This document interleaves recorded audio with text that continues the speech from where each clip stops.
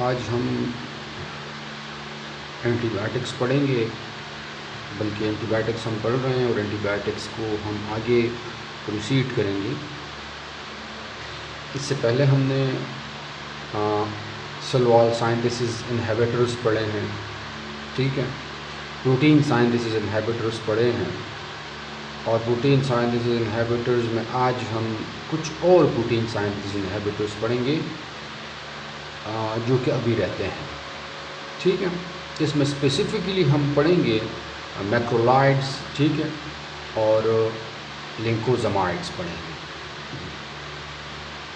तो जैसे कि मैंने आपको पहले बताया था, थोड़ा सा आपको ओवरव्यू दे दूं मैं। जैसे कि मैंने आपको पहले बताया था कि बेसिकली जो प्रोटीन सिंथेसिस इनहिबिटर्स हैं वो ऐसे केमिकल एजेंट्स हैं, ठीक है, जो कि हम किसी भी माइक्रो ऑर्गेनिज्म से लेते हैं, ठीक है, और बैक्टीरिया का जो राइबोसोम है, ठीक है, बैक्टीरियल राइबोसोम जो है उसके या 30S या 50S के साथ सब यूनिट के साथ ये कंबाइन होगा, ठीक है। और जो प्रोटीन सिंथेसिस प्रोसेस है, ठीक है, प्रोटीन सिंथेसिस प्रोसेस जो कि ट्रांसक्रिप्शन तो खैर आप नहीं कह सकते, ट्रांसलेशन, स्पेसिफिकली ट्रांसलेशन, उस अमल को ये क्या करेंगे, उस अमल को ये प्रोटीन सिंथेसिस इनहिबिटर्स स्टॉप करेंगे, ठीक है। ये मैं आपको थोड़ा सा इसका मोड ऑफ एक्शन जो है वो बेसिकली ये होता है, ठीक है। या यहाँ पर ये मॉलिक्यूल्स, ये केमिकल एजेंट्स एंटीबायोटिक्स जो हैं इस यूनिट के साथ कंबाइन करेंगे या इसके साथ कंबाइन करेंगे, जिसकी वजह से जो रीडिंग है, ठीक है, जो कि एक बना बनाया इंफॉर्मेटिव स्ट्रिप है मैसेंजर आरएनए का, बैक्टीरिया का, वो यहाँ पर अब रीडिंग करेगा, राइबोसोम इसकी रीडिंग करेगा, ठीक है। तो इसकी रीडिंग नहीं हो सकती क्योंकि इसका कोई सा एक सब यूनिट जो है ना वो क्या होता है जी, वो ब्लॉक होता है। एनी हाउ, हम ज़रा मैक्रोलाइड्स पढ़ते हैं, ठीक है, कि मैक्रोलाइड्स क्या हैं। बेसिकली नाम आप लोगों ने सुने होंगे, ठीक है, मैक्रोलाइड्स जो हैं, मैक्रोलाइड्स, ठीक है। तो मैक्रोलाइड्स जो है, ठीक है, ये एक प्रोटीन सिंथेसिस इनहिबिटर है, ठीक है, जो कि प्रोटीन सिंथेसिस इनहिबिटर प्रोसेस को रोकता है, ठीक है। इसमें सबसे जो कॉमन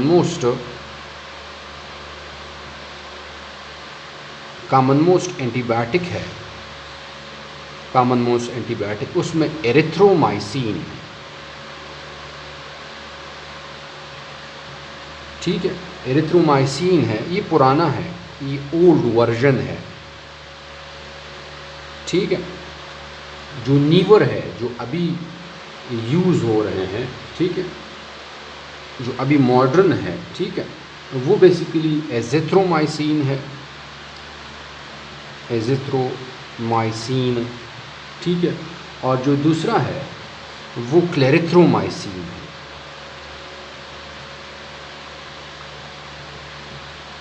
ठीक है।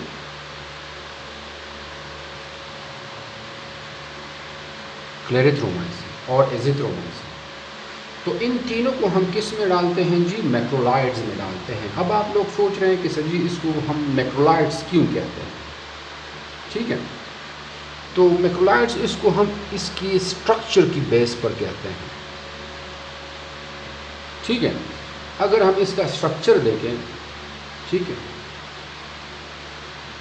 तो इसके स्ट्रक्चर को बेसिकली हम कहते हैं मैक्रो साइक्लिक लेक्टोन्स, ठीक है, मैक्रो साइक्लिक लेक्टोन, ठीक है। बल्कि इस तरह हम इसको ड्रा कर लेते हैं,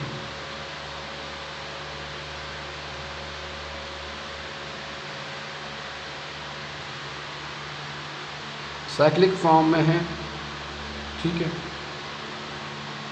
और यहाँ पर एक रिंग होगा,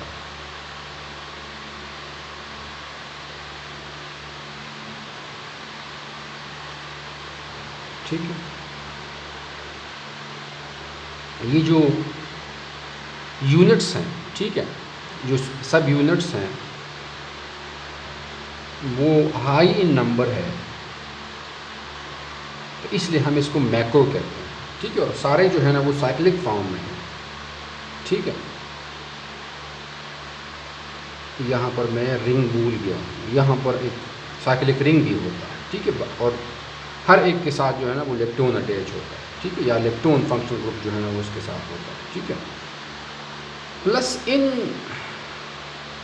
यूनिट्स के साथ शुगर्स भी होते हैं, तो आप यहाँ पर ऐड कर सकते हैं। मैक्रोसाइक्लिक लेक्टोन रिंग होता है, मैक्रोसाइक्लिक लेक्टोन रिंग होता है, और इसके साथ डीऑक्सी शुगर्स होते हैं। डीऑक्सी शुगर क्या है? डीऑक्सी शुगर वो शुगर है, ठीक है, कि जिसके साथ जो हाइड्रॉक्सिल ग्रुप है, ठीक है, वो क्या होता है जी, शुगर का हाइड्रॉक्सिल ग्रुप नहीं होता। आमतौर पर किस कार्बन के साथ जी? सेकंड कार्बन के साथ। तो ये मैक्रोसाइक्लिक लेक्टोन रिंग हो गया, और इसके साथ क्या अटैच होते हैं जी? 1 और 2 क्या जी? Deoxy sugars. तो इसके स्ट्रक्चर की वजह से हम इसको क्या कहते हैं जी? मैक्रोलाइड्स कहते हैं। और ये बेसिकली इसमें क्या क्या आते हैं? एरिथ्रोमाइसिन, एजिथ्रोमाइसिन और एरिथ्रोमाइसिन। इनके सारे जो स्ट्रक्चर्स हैं वो बेसिक यही है। इसमें फिर स्लाइड जो है ना वो चेंजेस हैं। ठीक है, अच्छा जी,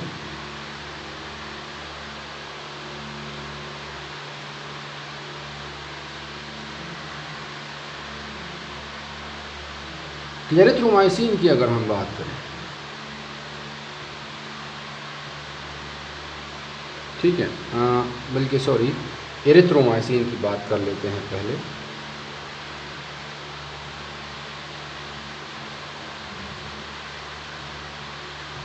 ठीक है, तो एरिथ्रोमाइसिन जो है वो सबसे कॉमन जो है ना वो ये यूज़ होता है। ठीक है, जो यूज़ है, ठीक है, कॉमनली यूज्ड। ठीक है, कॉमनली यूज जो मैक्रोलाइड है वो एरिथ्रोमाइसिन है। एरिथ्रो और एजिथ्रो जो है ना वो कम यूज होता है। ठीक है, अच्छा जी, इसका जो ऑरिजिन है ये हम किस से लेते हैं? ऑरिजिन, ठीक है, सॉइल माइक्रो ऑर्गेनिज्म से लेते हैं, और इसको हम क्या कहते हैं जी? स्ट्रेप्टोमाइसिस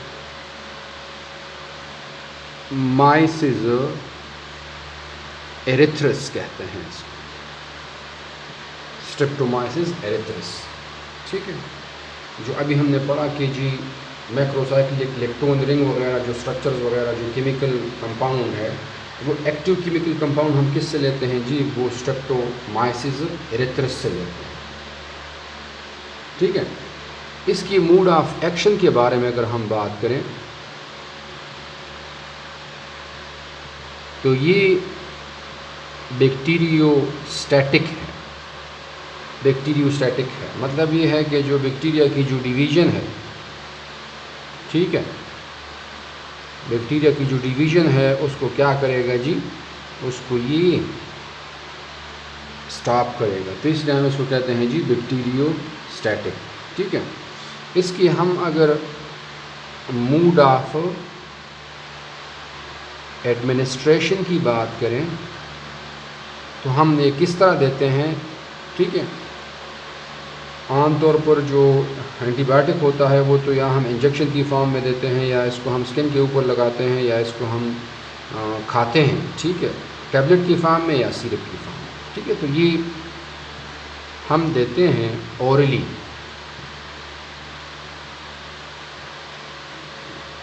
क्योंकि ये बहुत अच्छी तरह से क्या होता है जी? इंटेस्टाइन में एब्जॉर्ब होता है।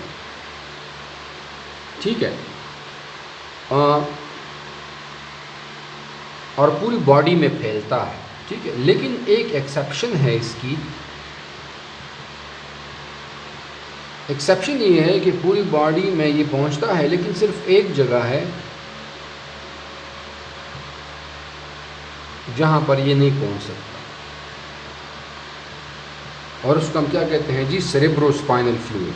वहां पर ये नहीं पहुंच सकता क्योंकि वहां पर BBB है, ठीक है, ब्लड ब्रेन बैरियर इसको हम कहते हैं, ठीक है। तो यहाँ पर ये पूरी बॉडी में फैलता है except what, except cerebrospinal fluid, ठीक है। अच्छा जी, किसके खिलाफ ये इफेक्टिव है?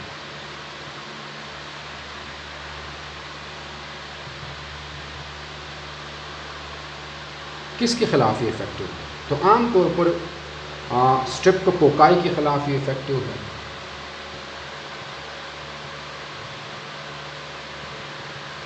ठीक है जी। इसके अलावा निमोनियोकोकाई के खिलाफ ये इफेक्टिव है, ठीक है। इसके अलावा कॉर्नी बैक्टीरिया के खिलाफ इफेक्टिव है, ठीक है। इसके अलावा माइकोप्लाज्मा के खिलाफ इफेक्टिव है। स्ट्रेप्टोकोकाई बैक्टीरिया है, निमोनियोकोकाई बैक्टीरिया है, कॉर्नी बैक्टीरिया है, ठीक है। माइकोप्लाज्मा जो है ना वो भी बैक्टीरिया, ठीक है। इसकी अगर हम टॉक्सिसिटी की बात करें या साइड इफ़ेक्ट्स की बात करें, ठीक है, टॉक्सिसिटी या साइड इफ़ेक्ट्स की बात करें तो ये लीस्ट टॉक्सिक है। बहुत ही ज़्यादा कम जो है इसके साइड इफ़ेक्ट्स, बहुत ज़्यादा कम, ठीक है। और इसका जो बहुत रेयर केस में कुछ ऐसे पेशेंट्स जो एरिथ्रोमाइसिन लेते हैं, ठीक है, 100 में से 2 to 3% लोगों को गैस्ट्रोइंटेस्टाइनल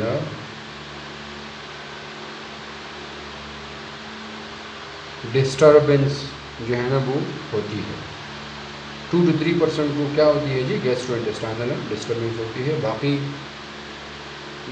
सबसे लीस्ट टॉक्सिक जो है ना वो एरिथ्रोमाइसिन, ठीक है। बाकी मैंने आपको बता दिया, ठीक है। इसी तरह जो है ना वो क्लेरिथ्रो भी है और इसी तरह जो है ना वो एजिथ्रो भी है। अच्छा जी, इसके अलावा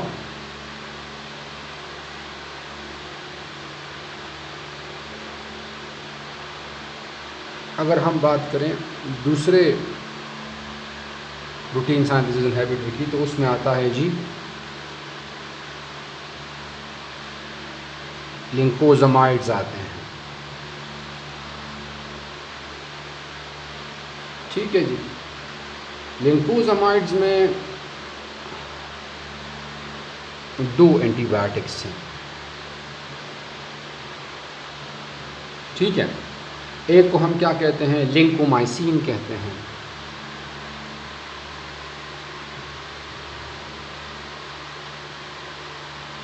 ठीक है जी। क्या कहते हैं उसको, लिंकोमाइसिन। और दूसरे को हम क्या कहते हैं जी, क्लिंडामाइसिन,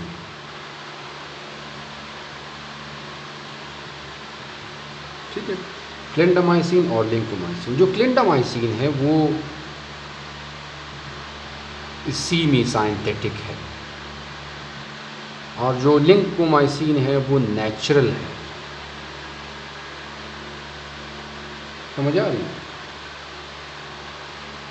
लिंकोमाइसिन नेचुरल है, ठीक है। और क्लिंडामाइसिन जो है ना वो सेमी साइंथेटिक है, ठीक है। सेमी साइंथेटिक एंटीबायोटिक है।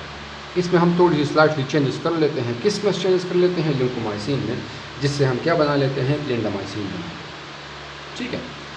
इसका जो ओरिजिन है, अब ये जो लिंकोमाइसिन है वो हम किससे लेते हैं, ठीक है। लिंकोमाइसिन हम लेते हैं जनाब स्ट्रेप्टोमाइसिस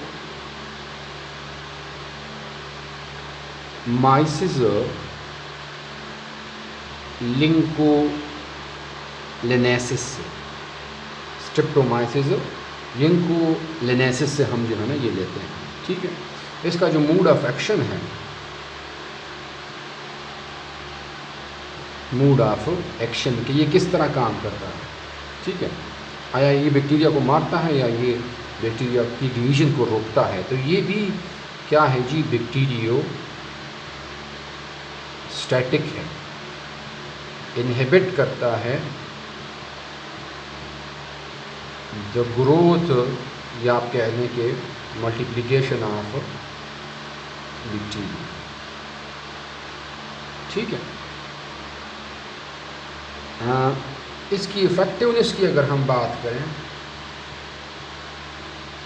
ठीक है, कि ये किसके ख़िलाफ़ जो है ना वो इफ़ेक्टिव है, ठीक है।